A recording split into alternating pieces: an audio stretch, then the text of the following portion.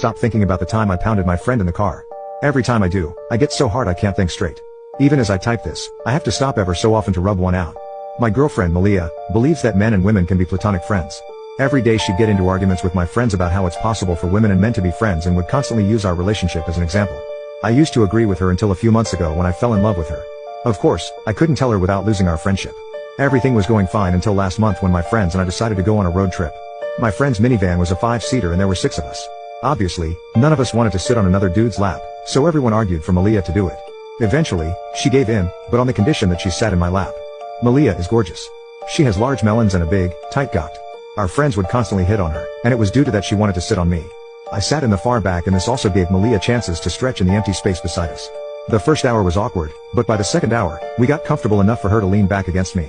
As we crossed into Louisiana, we hit a pothole and so began what was a horrifying yet blissful experience. As most people know, it's pretty easy to get hard. It also didn't help that the love of my life wore a skirt. And my thoughts went to how her opening was just a thin cloth away. I could feel myself getting harder. I took deep breaths to try to calm myself. Another pothole shook the minivan and plan B was to pray she didn't notice. Malia cleared her throat and shifted slightly. "Sorry," I whispered. Gosh, I was embarrassed. There was nothing I could do to relieve myself and the next pit stop wouldn't be for a few miles.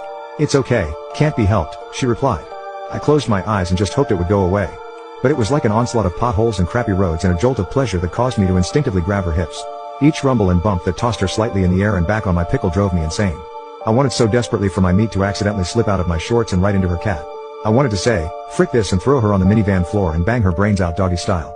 As I felt myself slowly reaching climax, I wrapped my arms around her waist and buried my face in her.